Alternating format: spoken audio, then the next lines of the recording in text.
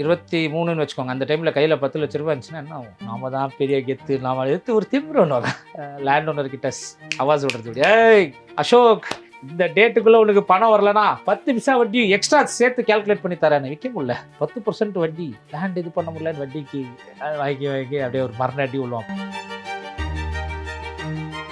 2020 மரண பிஸ்னஸில் கோவிட் வந்ததுமே கன்ஸ்ட்ரக்ஷன் காஸ்ட் எல்லாம் ட்ராப் ஆச்சு. ஒய்ஃபுக்கு கேன்சரு, அப்புறம் அம்மாவுக்கு எல்லாருக்கும் ஒரு மாதிரி ட்ராஜடியாக போச்சு ஒரு 2 வருஷம். அதுக்கப்புறமா திரும்பி பார்த்தா 4.5 கோடி கடன், 4.5 கோடி 5 கோடி கிட்ட கடன் நிற்கிது.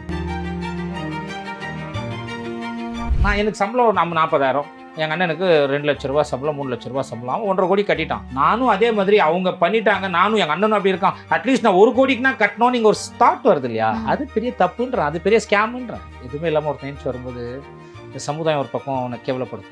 இவன் கடங்காரன் அப்படின்னு. நான் 2வது கல்யாணம் பண்ணிக்கிட்டேன், என்னை பொம்பளை பொறுக்கின்னு இந்த சமுதாயம், இவன் மேலே கேஸ் இருக்கேன், ஒரு வேஸ்ட்டு அப்படின்ற ஒரு அதெல்லாம் காதில் கேட்டுனா அப்படி இல்லைடா. இப்போ என்ன ஆயிடுச்சுன்னா என்னை வந்து 2 லட்சம் பேர் ஃபாலோ பண்ணுறாங்க. ஸோ நான் ஒரு வீடியோ பேசிட்டு போட்டாலே எனக்கு ஆட்டோமேட்டிக்காக பிஸ்னஸ் வந்துடுது. ஸோ இப்போ நான் ஸ்டார்டிங்கில் உங்களுக்கு கூப்பிட்டு கமிஷன் கொடுத்துருந்தேன்ல 50,000 அப்படின்னு, அது எனக்கு கொடுக்குறது தேவையில்லை. ஒரு வீடுன்னு கேட்டிங்க, என்கிட்ட ஒரு 4 வீடு இருக்குது. ஒரு காருன்னு கேட்டிங்க, என்கிட்ட ஒரு 10 கார் வச்சுக்கிட்டேன். என் பொண்ணை காப்பாற்ற முடியாதுன்னு சொன்னாங்க. நகைலாம் என்ன வச்சுருக்கேன், கோல்டு என்ன வச்சுருக்கேன், தேவையான அளவுக்கு நான் கோல்டு கொஞ்சம் வச்சுருக்கேன். இங்கங்கே ஒரு 10-15 பிளாட் வச்சுருக்கேன். வேறு என்ன தேவை எனக்கு? இதுக்கு சம்பாதிக்கணும். இது சம்பாதிக்கிறது ரொம்ப ரொம்ப ஈஸி, அது செலவு பண்ணுறது தான் கஷ்டம். அது யாருக்கும் புரிய மாட்டேன்.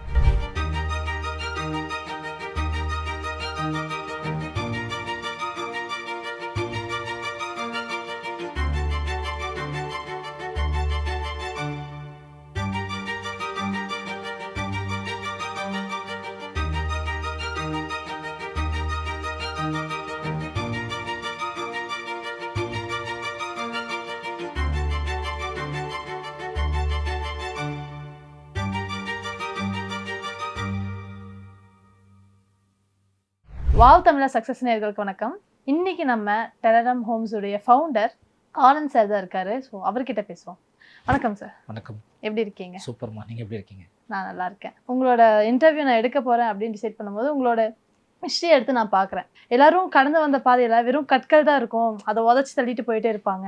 உங்களுக்கு அப்படியே ஒரு பெரிய வாழை வச்சு புல்டோசர் வச்சு தள்ளி தள்ளி உடச்சிட்டு போனால் எப்படி இருக்கும், அந்த மாதிரி பெரிய பெரிய ஸ்ட்ரகிள்ஸ் எல்லாம் வந்து மீட் பண்ணி வந்து இப்போ ஒரு டெரரம் ஹோம்ஸ் அப்படிங்கிற ஒரு பிஸ்னஸை ரொம்ப சக்ஸஸ்ஃபுல்லாக ரன் பண்ணி வந்தீங்க. அந்த பிராண்டை வந்து பெரிய அளவில் வந்து நீங்கள் டெவலப் பண்ணியிருக்கீங்க. ஸோ அந்த சக்ஸஸ்க்கான காரணம் என்ன? எப்படி உங்களுடைய வாழ்க்கையை ஆரம்பிச்சது? நான் சாதாரணமாக நிறைய இன்டர்வியூவில் சொல்லியிருக்கேன், சாதாரண டெய்லரோட புள்ள தான். எங்களுக்கு என்னென்னா எல்லாருக்கும் இருக்கிற கனவு மாதிரி தான், ஒரு மிடில் கிளாஸுக்கு ஒரு வீடு வாங்கணும், இடம், அந்த மாதிரி கனவாக தான் இருந்தது. எங்களை இன்ஜினியரிங் படிக்க வைக்கிறதுக்காக போட்டு வச்ச சேவிங்ஸ் எல்லாம் எங்களை படிக்க வச்சு, அவர் எங்கேயோ ஒரு பெங்களூரில் ஒரு ஏரியாவில் டின் ஃபேக்ட்ரி அப்படின்றது 96 என்னோ சைட் வாங்கினார். அந்த சைட்டு வாங்கிட்டு அந்த காலத்துலலாம் நிறைய பேருக்கு விற்குவாங்க, ஒரே சொத்து 2 பேருக்கு 3 பேருக்கெல்லாம் விற்றுருப்பாங்க. அப்போல்லாம் இந்த ஈஸி டெக்னிக்கல் ஆன்லைனில் இதெல்லாம் கிடையாது. அப்படியே போவோம், பத்திரத்தை இது பண்ணிட்டு வந்துடுவோம். அந்த மாதிரி இருக்கும்போது 2004 ஒரு பாதிப்பு ஒன்றாச்சு. எங்கள் அப்பா அந்த சைட்டை விற்கலான்னு போகும்போது வேறு யாரதோ சைட்டு அதில் ஏமாந்துட்டார். 96 ஒரு டைம் ஏமாந்தார். அப்புறம் சின்னதாக குருவி சேர்க்குற மாதிரி 1 லட்ச ரூபா 1.5 லட்ச ரூபாய்க்கு பெங்களூரில் ஒரு பிளாட் 2002 என்ன வாங்குறாங்க. அது பார்க்கும்போது அதுவும் அதே மாதிரி தான் ஆச்சு. ஸோ அப்போ ஃபேமிலியில் ஒரு டிஸ்ட்ராக்ஷன் இருக்கும் இல்லையா, என்னடா அது நம்ம இவ்வளோ வருஷம் சேர்த்து வச்ச பணம் அப்படின்ட்டுன்னு.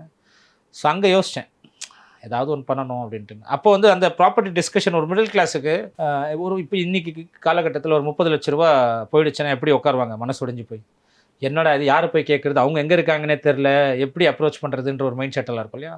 அது பார்க்கும்போது அங்கே கொஞ்சம் பிரேக் ஆச்சு. அதுக்கப்புறமா அப்படியே இன்ஜினியரிங் பண்ணிக்கிட்டு வந்தோம். நம்ம நார்மலான ஸ்டூடெண்ட்டெல்லாம் கிடையாது, அரியர் வச்ச ஸ்டூடெண்ட்டு. 1-2 அரியர் எல்லாம் கிடையாது, 14 பேப்பர் அரியர் எல்லாம் வச்சுட்டு. அப்போ தான் இன்ஜினியரிங்கில் நம்மளுக்கு கொஞ்சம் அசிங்கப்படுவாங்கள்ல, இந்த சொசைட்டி அசிங்கப்படுத்தல, இவெல்லாம் இன்ஜினியரிங் லாய்க்கு இல்லை அப்படின்னு. அப்போ ரொம்ப கேவலமாலாம் பேசும்போது அப்போ தான் ஒரு ஸ்பார்க் ஒன்று வரும். இந்த வண்டிக்கு ஸ்பார்க் ப்ளக் இருக்கும் இல்லையா, வண்டி ஓட்டும்போது ஸ்பார்க் ப்ளக் 100 ரூபா தான். அது கட்டிட்டோன்னா வண்டி ஓடாது ஸ்பார்க் ப்ளக்கு. அது மாதிரி அந்த ஸ்பார்க் ப்ளக் போட்டால் தான் ஒரு ஸ்பார்க் வந்து இன்ஜினுக்கு அது இக்னிஷன் ஸ்டார்ட் ஆகும். அந்த மாதிரி ஒரு ஸ்பார்க் ஒன்றாச்சு. அப்போது சரி வெறித்தனமாக அந்த 14 பேப்பரும் அரியர் பேக் டு பேக் இருக்கும் எங்களுக்கு. அண்ணா யூனிவர்சிட்டி மாதிரி இல்லை, அங்கே வந்து Visvesvaraya university first year paper வந்து செகண்ட் இயருக்கு தள்ளிட்டு போக முடியாது. செகண்ட் இயரில் அந்த அரியரை க்ளோஸ் பண்ணிடணும். ஃபஸ்ட் இயரில் வச்ச அரியர் 4th இயர் 3rd இயருக்கெல்லாம் எடுத்துகிட்டு வர முடியாது. ஃபஸ்ட் இயர் செகண்ட் இயருக்குள்ளே கிளியர் பண்ணிடணும். ஸோ அந்த மாதிரி ப்ரோசஸ். சரி அடித்து பிடிச்சி அந்த 14 பேப்பரில் பிளான் பண்ணி அடுத்த வருஷத்துக்கு 4 பேப்பர் தான் கேரி ஃபார்வர்ட் பண்ண முடியும். அப்போ 11 பேப்பர் கிளியர் பண்ணுறேன். அப்போ தான் ஒரு ஸ்பார்க். சரி அதெல்லாம் முடிச்சதுக்கப்புறமா சரி வேலைக்கு போகலான்னா 2008 பெரிய ரிசெஷன். மறுநாடி வேலையே கிடைக்கல, எங்கே தேடினாலும் வேலை கிடைக்கல. அப்புறம் அப்படியே பார்த்துக்கிட்டு ஃப்ரெண்ட் ஒருத்தர் ரியல் எஸ்டேட் பண்ணுறான். அவன் கூட அப்படியே 2007 ட்ராவல் பண்ணோம். அப்போ பண்ணும்போது எனக்கு அப்போ தோணுச்சு, நம்ம வீட்டில் இந்த மாதிரி ஆச்சு இல்லையா, அப்போது நம்ம இது ஏன் பிஸ்னஸ் எடுத்து பண்ணக்கூடாது அப்படின்னு. சரி இன்வெஸ்ட்மெண்ட் தேவைப்படும். எங்கே இன்வெஸ்ட்மெண்ட், எங்களுக்கு நாங்கள்லாம் நான்வெஜ் சாப்பிட்றனால 6 மாதத்துக்கு ஒரு வாட்டி தான் எங்கள் அப்பா வாங்கி கொடுப்பாரு. அதுவும் மட்டன் எல்லாம் வாங்கி சாப்பிட்றோன்னா இன்றைக்கி தீபாவளி தான். ஸோ ஏன்னா மிடில் கிளாஸாகவே வந்துட்டோம் இல்லையா, நான்வெஜ் எல்லாம் இருக்குது, அது பியூர் வெஜிடேரியனு. 6 மாதத்துக்கு ஒரு வாட்டி நான்வெஜ் அப்படின்னா அது அவ்வளோ அப்புறம் எவ்வளோ ஏழ்மையாக இருந்திருப்பான்னு பார்த்துக்கோங்க. அப்படியெல்லாம் தாண்டி வந்து சரி நம்மளுக்கு யார் சப்போர்ட் பண்ணுவா அப்படின்ட்டுன்னு ஒரு சின்னதாக 100 ரூபா தான் இருக்கும். அப்பா 100 ரூபா பெட்ரோல் கொடுப்பார் 3 days ஒன்ஸ் காலேஜுக்கு போகிறதுக்கு. அப்போ அந்த 100 ரூபாயில் பெட்ரோல் போட்டிங்கன்னா அப்படியே கமர்ஷியல் காம்ப்ளெக்ஸுங்க. அப்போல்லாம் வந்து ரியல் எஸ்டேட் வந்து பிஸா கார்னர், இந்த பாட்டா ஷோரூமு, பாப்பா ஜான்ஸு, கேஎஃப்சி இதெல்லாம் வந்த ட்ரெண்டு ஸ்டார்டிங்கில். காஃபி டே இதெல்லாமே அப்போ வந்த புதுசு.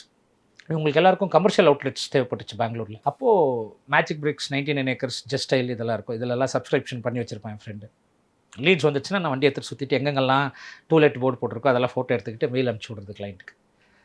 இப்போ 100 ரூபா வச்சுக்கிட்டு ஒரு கிளைண்ட்டுக்கு எடுத்துகிட்டு அந்த பில்டிங் முடிச்சு விட்டோன்னா எங்களுக்கு ஒரு 50,000 ரூபாய் கமிஷன் கிடைக்கும். ஸோ அந்த 50,000 ரூபாயில் ஒரு 10,000 ரூபாய் 15,000 ரூபாய் திரும்ப ஜஸ்ட் ஸ்டைல் சப்ஸ்கிரிப்ஷன், மேஜிக் பிரிக் சப்ஸ்கிரிப்ஷன் போட்டுறது. ஸோ அப்படியே கமர்ஷியல் இதுலேருந்து ஆரம்பித்து அப்படியே ஒரு 2-3 வீடுங்க சேல் பண்ணோம், கொஞ்சம் காசு வந்துச்சு. அப்புறம் அப்படியே ஹொசூரில் லே அவுட் போட்டோம். ஹொசூரில் லே அவுட் போடும்போது தான் மறுநாடி அது யோசிச்சு பாருங்களேன், ஒரு 24 வயசு 25 வயசு 23ன்னு வச்சுக்கோங்க. அந்த டைமில் கையில் 10 லட்ச ரூபா இருந்துச்சுன்னா என்ன ஆகும், மெச்சூரிட்டியே இருக்காது.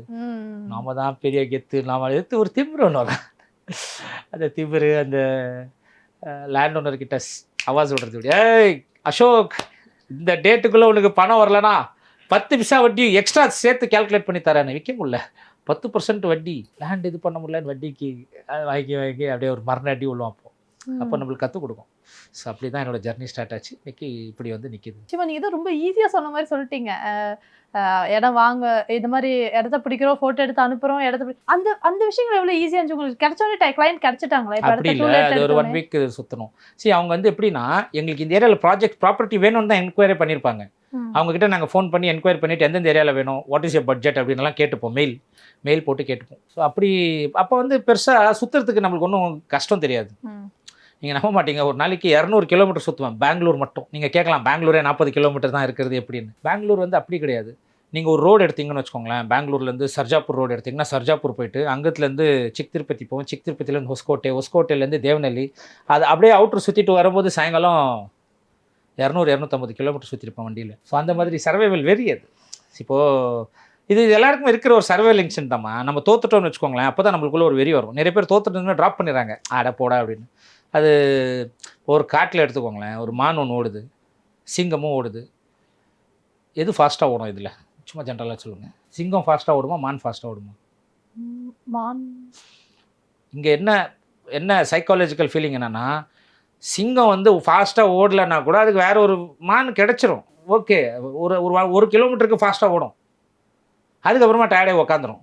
ஆனால் மான் அப்படி கிடையாது. இது கொஞ்சம் சோர்ந்து போய் உக்காந்துச்சுன்னா சிங்கம் வேட்டையாடிடும், ஓடி தான் ஆகணும் அப்படின்ற ஒரு சர்வைவல் இன்ஸ்டன்ட் ஒன்று இருக்கும். அந்த மாதிரி ஓடி தான் ஆகணுன்ற ஒரு வெறி. அப்போவே ஒரு 2 கோடி ரூபா கடன் ஆச்சு 2014. அப்புறம் அது அப்படியே கற்றுக்கிட்டு 2019 ஓரளவுக்கு சுதாரிச்சு 2016 எனக்கு கல்யாணம் ஆச்சு. ஸோ ஓரளவுக்கு சுதாரிச்சுக்கிட்டு அப்படியே கொஞ்சம் ட்ரான்ஸ்ஃபார்மேஷன் ஆகிற மாதிரி இருந்தது. பட் டப்புன்னு திரும்ப ஒரு லைஃப்பில் ஒரு கேம் ஆடுவாங்க, ஸ்னேக் அண்ட் லேடர் கேம் பார்த்துருக்கீங்களா? அதில் கரெக்டாக 99 கிட்டே போவோம், அது 95ல் இருப்போம்.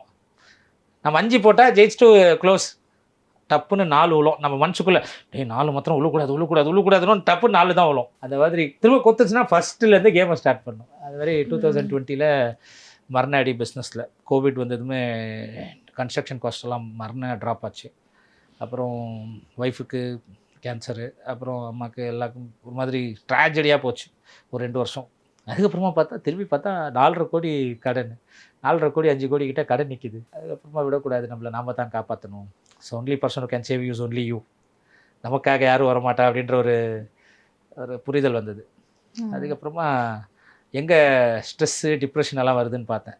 ஸோ நிறைய பேர் இந்த ப்ராப்பர்ட்டி வாங்குறதுல தான், ஹோம் லோன் 15 வருஷம் ஹோம் லோன், பிளாட் லோன், இது வந்து ட்ரீம்னு சொல்கிற வார்த்தையை காதில் கேட்டு இது ட்ரீம் எல்லாம் இல்லையே. 40 வருஷத்துக்கு முன்னாடி ப்ராப்பர்ட்டி வாங்கும்போது யாருக்குமே எந்த ஒரு பிரச்சனையும் இல்லையே. எங்கள் தாத்தா வீடு கட்டும்போது சிபில் ஸ்கோர் பார்த்தாரா, பேங்க்கில் லோன் எடுத்தாரா? எங்கள் கொள்ளு தாத்தா வீடு இருந்துச்சு, குடிசை வீடு தான் அன்றைக்கி ட்ரெண்டில், அது தானே கூரை வீடு தானே. அப்போ அதுக்கெல்லாம் லோன் யாரும் எடுக்கலையே. அதுக்கெல்லாம் ஒன்றும் அப்ரூவல்ஸ் எல்லாம் வாங்கணும், கிரவுண்ட் ஃப்ளோர் ஃபர்ஸ்ட் ஃப்ளோர்னு அப்ரூவல்ஸ் இருந்துச்சு கிடையாது, நிம்மதியாக இருந்தோமே. அது என்னடா இப்போ ட்ரீம்னு மாற்றிட்டீங்கன்னு தோணும் போது தான் சரி வேறு ஒரு ரூட்ஸ் தேடலாம். அப்போது ஒரு சின்ன சர்வே பண்ணேன், இந்தியாவில் எத்தனை பேர்கிட்ட சொத்து இருக்குது. அப்போ அது ஒரு 30% மக்கள்கிட்ட தான் சொத்து இருக்குது. அதில் 5% மக்கள் ரிப்பீட்டடாக மல்டிபிள் ப்ராப்பர்ட்டிஸ் வாங்கியிருக்காங்க. மிச்சம் 70% மக்கள்கிட்ட சொத்து இல்லை. அப்போ அந்த 70% மக்களுக்கு ஏன்டா சொத்து இல்லைன்னா அவங்களால வாங்குறதுக்கு அஃபோர்ட் பண்ணுறதுக்கு ரேட்ஸ் இன்றைக்கி ஜாஸ்தி ஆகிடுச்சு. அப்போ தேடினா 1 லட்ச ரூபாய்க்கு பிளாட் கொடுக்கலாமான்னு தேடினா கிடச்சிது 50,000 ரூபா, 1 லட்ச ரூபா, 2 லட்ச ரூபா. இன்றைக்கி கூட பார்த்தோம்னா நான் 1.5 லட்ச ரூபாய்க்கெல்லாம் பிளாட் கொடுத்துருக்கேன், 1 லட்ச ரூபாய்க்கு பிளாட்டு. அது மாதிரி அப்படி தான் நம்ம ஜர்னி ஸ்டார்ட் ஆச்சு. இப்போ நீங்கள் சொன்ன மாதிரியே இப்போ தாத்தா அப்பாலாம் எடுத்துக்கிட்டிங்கன்னா உங்களுக்கு பரம்பரை சொத்து இருந்திருக்கு, யாராவது கொடுத்துருப்பாங்க, இல்லாட்டி அந்த டைமில் அவங்களுக்கு அந்த அளவுக்கு தெரியல. ஆனால் இப்போ இருக்கிற காலகட்டத்தில் 30,000 40,000 சம்பளம் வாங்குறவங்களுக்கு தான் இருக்காங்க. இப்போ அவங்க யாருமே 30,000 சம்பளம் வாங்கலாமா? எங்கள் தாத்தாவுக்கு சம்பளம் 2,000 ரூபா, ஐடிஐயில் வேலை பண்ணேன், 2,000 ரூபா 3,000 ரூபா. எங்கள் அப்பாவுக்கு 4,000 ருபீஸ் சேலரி. இன்றைக்கி 30,000ன்றது பத்த மாட்டேங்குதுன்னு, 1 லட்சமே பத்த மாட்டேங்குதுன்றமா. ஏன்னா ஆசை. ஒரு 30 வருஷத்துக்கு முன்னாடி வீட்டில் வந்து சிங்கிள் பெட்ரூம் ஹால் கிச்சன் தான் இருக்கும், அதில் எல்லோரும் ஒன்றா உட்காந்து சாப்பிடுவோம், எல்லோரும் ஒன்றா படுப்போம், எல்லோரும் ஒன்றா இருந்தோம். இன்றைக்கி அப்படி இல்லை. எல்லார் கைக்கும் ஃபோன் தேவைப்படுதுன்றோம், எல்லாருக்கும் தனித்தனி பெட்ரூம் தேவைப்படுதுன்றோம், அப்புறம் எனக்கு காசு இல்லை வீடு கட்டுறதுக்குன்றோம். இதெல்லாம் ஆசை தானே, வேற என்னத்தை சொல்கிறது. ஒருத்தவங்களுக்கு கனவு இல்லம்ங்கிறது அது இருக்கும் இல்லையா, எல்லாருக்குமே இருக்கும் இல்லையா. 30,000 சம்பளம் வாங்குறவனா இருக்கட்டும், 1 லட்சம் சம்பளம் வாங்குறவனா இருக்கட்டும், எல்லாருக்குமே வந்து அது ஒரு ட்ரீம் தானேயா. சரி, கனவாக இருக்கட்டும், பட் ஆனால் அதை வந்து நீங்கள் கடன் வாங்கி அந்த கடனை ட்ரீம் நிறைவேற்றணுன்ற அவசியம் இல்லைல்ல. இப்போ நார்மல் மனுஷனுக்கு அது அந்த ஒரு இப்போ 50 லட்சம் வீடு கட்டுறோன்னா அந்த 50 லட்சம் அவனுக்கு எப்படி கிடைக்கும்? அதுக்கு தகுதியை வளர்த்துக்கோங்கன்றேன் நான். இப்போ நீங்கள் 50 லட்சம் வீடு சென்னையில் ஒருத்தன், இப்போது என் ஃபேமிலியில் எடுத்துக்கோங்க, எங்கள் அண்ணன் வந்து நல்லா சம்பாதிக்கிறான், நான் நல்லா சம்பாதிக்கல. அண்ணன் பக்கத்தில் வந்து ஒரு 1.5 கோடி கொடுத்து வீடு கட்டிட்டாப்புல. நான் எனக்கு சம்பளம் 40,000, எங்கள் அண்ணனுக்கு 2 லட்ச ரூபா சம்பளம், 3 லட்ச ரூபா சம்பளம், அவன் 1.5 கோடி கட்டிட்டான். நானும் அதே மாதிரி அவங்க பண்ணிட்டாங்க, நானும் எங்கள் அண்ணனும் அப்படி இருக்கான். அட்லீஸ்ட் நான் 1 கோடிக்குனா கட்டணும், நீங்கள் ஒரு ஸ்டார்ட் வருது இல்லையா, அது பெரிய தப்புன்றேன், அது பெரிய ஸ்கேமுன்றேன். எனக்கு 40,000 இருக்குன்னா என் கெப்பாசிட்டிக்கு என்ன இருக்கோ அதுதான் நான் சாப்பிட்ணும், அது மேலே தான் ஃபோக்கஸ் பண்ணோம். அங்கே அதுதான் தப்புன்ற, அது ஆசை தான். அது ஏன் கனவாக மாற்றிட்டாங்க? கனவு எவ்வளோ கனவு நம்ம தூங்கும் போது வருது, கடந்து போயிடும்ல. அது நினச்சிக்கிட்டு ஸ்ட்ரெஸ் டிப்ரெஷன் உட்காந்து என்னது இங்கே ஆசை வேற தகுதி வேறமா, அதை புரிஞ்சுக்கணும். இதுக்கு முன்னாடி பேசின ஒரு விஷயத்துல பார்த்தது என்னன்னா 5 கோடி கடனை 5 மாசத்துல அடைச்சிங்கன்னு சொன்னீங்க இல்லையா, அது எப்படி சாத்தியமாச்சு? 5 கோடி கடன் எப்படி வந்தது? கடன் எப்படி வந்ததுன்னா, கன்ஸ்ட்ரக்ஷன் பண்ணிட்டு இருந்தேன் நான் பெங்களூரில், எலக்ட்ரானிக் சிட்டி சைடில் ஜிகினின்ற ஒரு ஏரியாவில், அப்புறம் மைசூர் ரோட்டில், Hosur road, Bagalur, apple city, இந்த மாதிரி நிறைய ப்ராஜெக்ட்ஸில் கன்ஸ்ட்ரக்ஷன் ஒர்க் பண்ணிட்டு இருந்தோம். கன்ஸ்ட்ரக்ஷன் ஒர்க் என்ன ஆச்சுன்னா, கோவிட் டைமில் ஒரு கிட்டத்தட்ட ஒரு 100 வீடு புக் ஆச்சுன்னு வச்சுக்கோங்க. கோவிடுக்கு முன்னாடி 100 பேர், எல்லாருமே பேங்க் லோன் தான், எல்லாருமே லோன் தான். ஒரு 2 பேர் மட்டும்தான் ஃபுல் கேஷ். மற்ற 90 எக்ஸாம்பிள் சொல்கிறேன், 198 பேர் பேங்க் லோன் தான் அப்ளை பண்ணியிருந்தாங்க. கோவிட் வந்ததுமே அவங்களுக்கு வேலை போயிடுது, இல்லைன்னா சேலரி டவுன் ஆகிடுச்சு, அவங்க ஏற்கனவே எடுத்த லோன்ஸ் கட்ட முடியல, சிபில் இஷ்யூ ஆகுது. அப்போ 98 பேர் புக் பண்ணவங்கள 70 பேர் வந்து ரீஃபண்ட் வேணும்னு கேட்குறாங்க. எல்லாருமே 5 லட்சம் 10 லட்சம்னு கொடுத்துருக்காங்க. அதில் நான் பேஸ்மெண்ட் போட்டு ஒர்க்கு ஸ்டார்ட் பண்ணிருக்கேன். இப்போ அவங்க கொடுக்குறாங்கன்னா எப்படின்னா, பார்ட் பை பார்ட் தான் கட்டும். இப்போ 50 லட்ச ரூபா வீடுனா அவங்க என்ன பண்ணுவாங்க, 5 லட்சம் கொடுப்பாங்க. அதில் நான் பேஸ் போட்டு ரைஸ் பண்ணி காட்டணும், அப்போ தான் பேங்க் வந்து இன்ஸ்பெக்ஷன் பண்ணி லோன் கொடுப்பாங்க. இல்லைனா 10 லட்சம் கட்டுவாங்க, அதில் அந்த அளவுக்கு ரைஸ் பண்ணி வச்சிருவோம். வந்து பார்க்கும்போது 10 லட்சம் கட்டிட்டாங்க, நானும் பேஸ்மெண்ட் போட்டு நிற்க வச்சிட்டேன். எனக்கு ரிட்டர்ன் கொடுன்னு கேட்டால் நான் எங்கே கொடுப்பேன்? அதே டைமில் என் ஒய்ஃபுக்கு கேன்சரு. நான் பிஸ்னஸை பார்ப்பேனா இல்லை வந்து என் ஒய்ஃபை பார்ப்பேனா? வெறும் ஒய்ஃபுக்கு மட்டும் உடம்பு சரியில்லைன்னா அது வேறு. கோவிட் லாக்டவுனில் ஒரு பஸ்ஸு ஆட்டோ எதுவுமே வர முடியல. அந்த டைமில் நான் அம்மாவுக்கும் ஹார்ட் அட்டாக்கு, அப்பாவுக்கும் டிஸ்க் ப்ராப்ளம் ஆகிட்டு மரணாடி. நான் ஃபேமிலி முக்கியமாக எனக்கு பிஸ்னஸ் முக்கியமானு பார்க்கும்போது 10 லட்சம் வந்து 70 கஸ்டமர்ஸ் கட்டியிருக்காங்க, அதில் ஒரு 5 லட்சமும் கட்டியிருக்காங்க. அது எல்லாருமே ஒரே டைம் வந்து ரீஃபண்ட் கேட்குறாங்க. நான் எப்படி கொடுக்க முடியும்? அவங்க சைடில் ஒரு நியாயம் இருக்குது, நான் அவங்களையும் தப்பு சொல்ல முடியாது. ஏன்னா அவங்களுக்கும் வேலை போயிருக்கு. சில பேர் 2-3 கஸ்டமர்ஸ் இறந்துட்டாங்க, சார் கொரோனா வந்து என் வீட்டுக்காரர் இறந்துட்டாரு, முடியல அப்படின்றாங்க. என்னாலையும் கொடுக்க முடியல. எனக்கு இங்கே ஹாஸ்பிட்டலுக்கு தண்ணி மாதிரி காசு செலவாயிட்டு இருக்கு, ஃபோக்கஸும் பண்ண முடியல. அப்படியே அது தலைமையில் ஏறி உட்காந்துச்சு. சரி, திரும்பவும் கஸ்டமர்ஸ் கிட்ட போய்ட்டு கன்ஸ்ட்ரக்ஷன் நான் பண்ணி கொடுக்குறேன் அப்படின்னு பேசும்போது செகண்ட் லாக்டவுன் வந்துருச்சு. அப்போ கன்ஸ்ட்ரக்ஷன் காஸ்ட்டு நான் 1700 ருபீஸ் 1600 ருபீஸ்க்கு க்ளோஸ் பண்ணியிருந்தேன் எக்ஸாம்பிள் கன்ஸ்ட்ரக்ஷன் காஸ்ட்டு. டப்புன்னு பார்த்தா லாக்டவுன் ஆனதுமே 2000 ரூபாய்க்கு வந்துருச்சு. அப்போ ஒரு வீட்டு மேலே 4 லட்ச ரூபாய்க்கு எக்ஸஸாக கன்ஸ்ட்ரக்ஷன் காஸ்ட் வருது. அந்த வீடு நான் கம்ப்ளீட் பண்ணி முடிக்கணும்னா அந்த 4 லட்ச ரூபா கஸ்டமர் கிட்ட கேட்டால் நம்ம மேலே கேஸ் போடுறாங்க. அது பாருங்க நீங்கள் அக்ரிமெண்ட் இவ்வளோ தான் போட்டு கொடுத்துருக்கீங்க, 4 லட்சம் எக்ஸ்ட்ரா கேட்குறீங்க அப்படின்னு. இது எல்லாத்துக்கும் மார்க்கெட் சுச்சுவேஷன்ஸும் காரணம். சிமெண்ட் ரேட் ஏறி போச்சு, செங்கல் விலை ஏறி போச்சு, மணல் விலை ஏறி போச்சு, ஸ்டீல்லேருந்து எல்லாமே ஏறி போச்சு. ஸோ அப்போது ஒரு இடத்துல நம்ம அப்படியே வந்து நிற்கும். சுற்றி எங்கே பார்த்தாலும் அடி, இந்த பக்கம் திரும்பினாலும் அடி, இந்த பக்கம் திரும்பினாலும் அடி, எவ்வளோ அடித்தாலும் தாங்குறாண்டா அப்படின்ற மாதிரி தாங்கிக்கிட்டு சரி ஓகே அனலைஸ் பண்ணலாம் அப்படின்னு லேண்டு பண்ண ஆரம்பித்தேன். நான் பிஸ்னஸ் பார்ட்னர்ஸ் உருவாக்க ஆரம்பித்தேன். சேனல் பார்ட்னர்ஸ்னுவாங்க. இப்போ எப்படி ஜொமேட்டோவில் வந்து டெலிவரி ஃபுட் பார்ட்னர்ஸ்ன்றோம்ல, டெலிவரி பார்ட்னர்ஸ்னு தான் சொல்கிறோம். அவங்க வந்து வேலைக்கு 8 மணிலேருந்து 6 மணிக்கு வேலை செய்யணும்னு ரூல்ஸ் கிடையாது. அவன் எப்போ வரானோ ஜொமேட்டோ ஆப்பில் ஓப்பன் பண்ணிட்டானா அவனுக்கு ஆர்டர் வந்துச்சுன்னா அதை எடுத்துகிட்டு போவோம். அது மாதிரி நான் வந்து பார்ட் டைமாக நிறைய பேருக்கு வேலை கொடுக்க ஆரம்பித்தேன். இப்போ உதாரணம் ஒரு லேண்ட் ஒன்று எடுக்கிறேன், அது 10 லட்ச ரூபா காஸ்ட்டு, மார்க்கெட் காஸ்ட். நான் ஒரு 7 லட்ச ரூபாய்க்கு 8 லட்ச ரூபாய்க்கு லேண்ட் ஓனர்கிட்டேருந்து வாங்குறேன். எனக்கு ஒரு 2 lakhs ப்ராஃபிட் இருக்குன்னா நான் என்ன பண்ணுவேன், 9 லட்ச ரூபாய்க்கு லேண்ட் போடுவேன், 1 லட்சம் குறைச்சிருவேன். இன்னொரு 1 lakhல நீங்கள் வரீங்கன்னு வச்சுக்கோங்களேன், உங்களை கூப்பிட்டு நீங்கள் ஒரு பிளாட் விற்றீங்கன்னா உங்களுக்கு 50,000 ரூபாய் தரேன்னுவேன். ஓகே, எனக்கு 1 lakh ப்ராஃபிட் வருது. உங்கள் தெரிஞ்சவங்களை கூப்பிட்டு வந்தீங்கன்னா 1 lakh அது வாங்கினாங்கன்னா 50,000 தரேன்னுவேன். 4% மார்ஜின் தரேன், இல்லை 5% தரேன் அப்படின்ற மாதிரி பேசுவேன், மோட்டிவேட் பண்ணுவேன், மீட்டிங் எடுப்பேன். நீங்கள் வேலைக்கு போய்ட்டுருப்பீங்க, பார்ட் டைமாக வாங்க அப்படின்வேன். அந்த மாதிரி பார்ட் டைமாக ஒரு 100 பேர் உட்கார வைப்பேன். அந்த 100 பேரில் ஒரு மோட்டிவேட் பண்ணி மீட்டிங் கொடுப்பேன். அதில் 50 பேர் ஆக்டிவேட் ஆவாங்க. அந்த 50 பேர் ஒரு சேல் பண்ணாலும் 50 பிளாட்டு ஒரு வாரத்துக்கு. அந்த மாதிரி 5 பிரான்ச் இருந்துச்சு.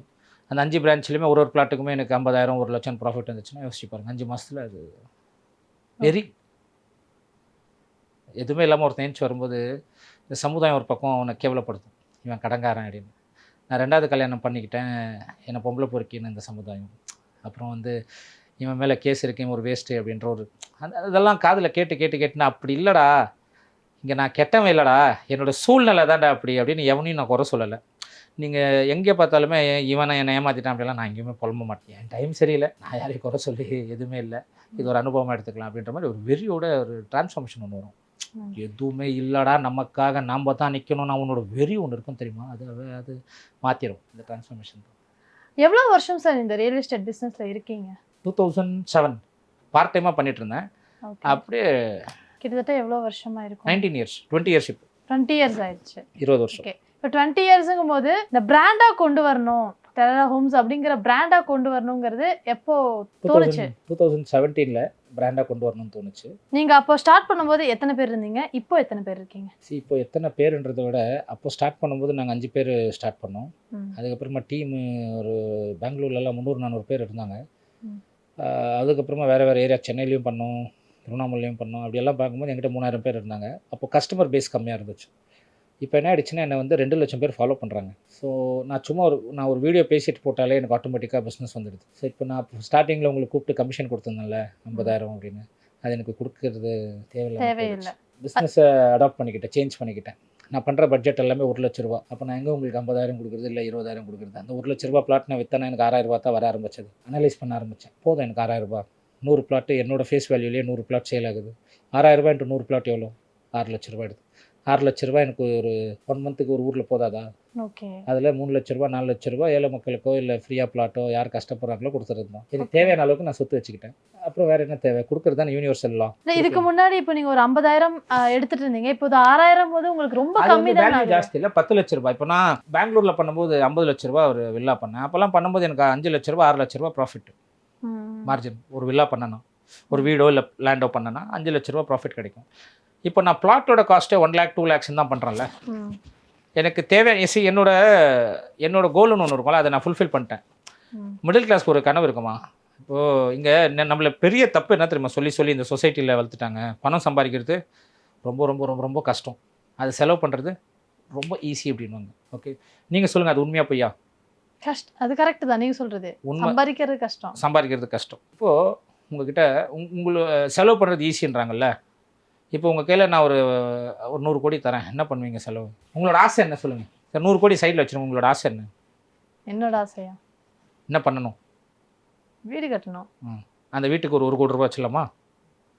2 கோடி வைக்கலாம் வீட்டுக்கு, சூப்பராக பங்களா மாதிரி கட்டுறீங்க. 2 கோடி வீட்டுக்கு, அப்புறம் அவ்வளோதான். ஒரு காரு, அப்புறம் கொஞ்சம் கோல்டு ட்ரெஸ்ஸு, இது எல்லாத்துக்கும் இந்த ஆசை 5 கோடி ரூபாயில் அடிக்கலாம். அடிச்சிடலாம். அதுக்கப்புறமா சரி இந்த 5 கோடி சம்பாதிக்கிறதுக்கே நம்ம எஜுகேஷன் சிஸ்டமில் 60 வயசு வரைக்கும் சம்பாதிக்கணும்னு சொல்லி கொடுத்துட்டாங்க. ஆனால் நான் இந்த 5 கோடியை வந்து ஒரு 2-3 வருஷத்தில் அசட்டாக மாற்றிட்டேன். வேறு என்ன பண்ணோம்? ஒரு வீடுன்னு கேட்டிங்க, என்கிட்ட ஒரு 4 வீடு இருக்குது. ஒரு காருன்னு கேட்டிங்க, என்கிட்ட ஒரு 10 கார் வச்சுக்கிட்டேன். என் பொண்ணை காப்பாற்ற முடியாதுன்னு சொன்னாங்க.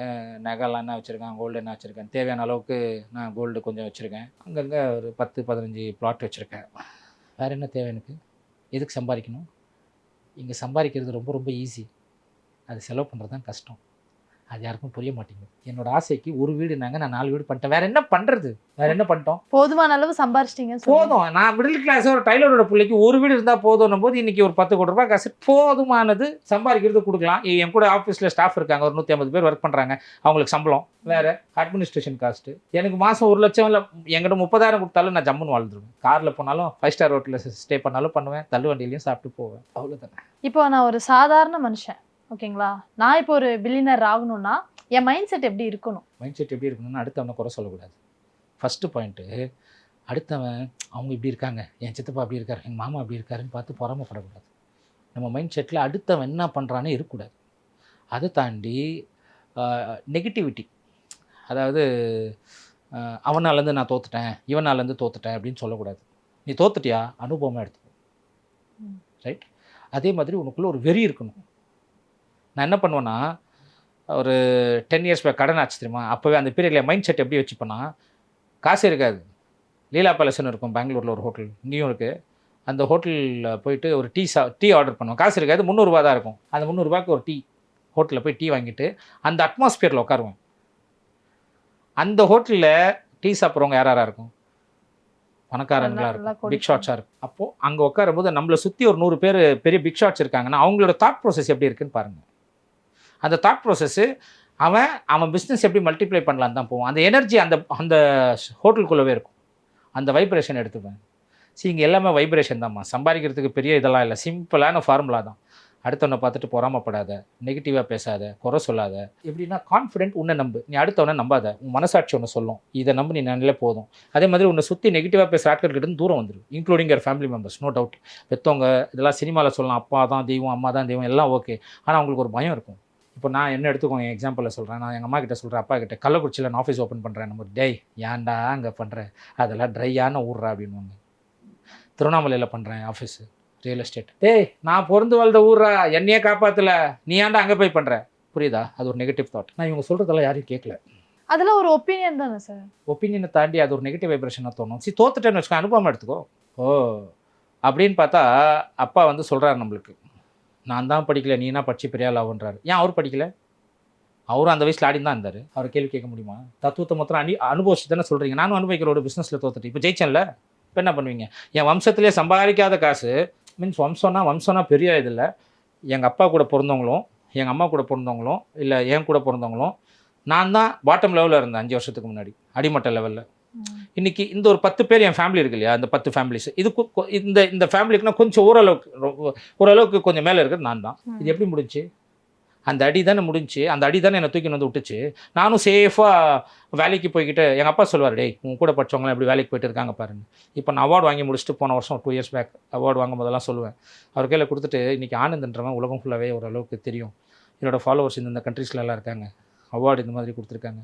Inspiring business man of the year award, young entrepreneur of the இயர்ன்னு சொல்லிட்டு அவார்டு. இன்றைக்கி நீ என் ஃப்ரெண்ட்ஸுங்க சொன்னி இல்லையா, அவங்க அந்த ஏரியாவில் அந்த ரோட்டில் மட்டும்தான் அவங்க பேர் தெரியும், அந்த தெருவில் மட்டும்தான்.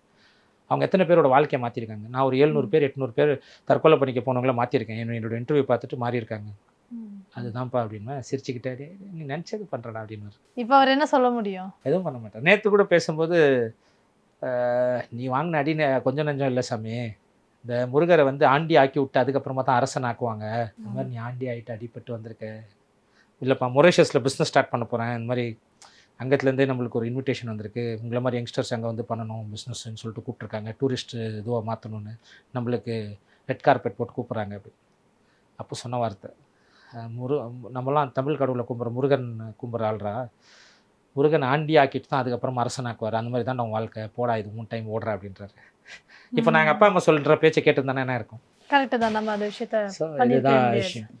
ஸோ நீ நம்ம பில்லியனராக மாறணும்னா இந்த ஃபார்முலாவை சிம்பிளாக ஞாபகம் வச்சுக்கோங்க. நான் வந்து மற்ற ஸ்ட்ராட்டஜிஸ் எல்லாம் போட்டு ரூல் நம்பர் 1 10 பாயிண்ட் 5 பாயிண்ட் எல்லாம் இல்லை. நீ லைஃப்பில் நல்லா இருக்கணுமா, பெற்றவங்க கூட இருக்கு, ஃப்ரெண்ட்ஸும் கூட இருக்கு, ரிலேட்டிவ்ஸ் கூட இருக்கு. லைஃப்பில் ரொம்ப பெரிய லெவலில் நல்லா இருக்கணுமா, நான் சொன்ன இந்த கேரக்டர்ஸ் எல்லாம் அவாய்ட் பண்ண நல்லா இருப்பேன்.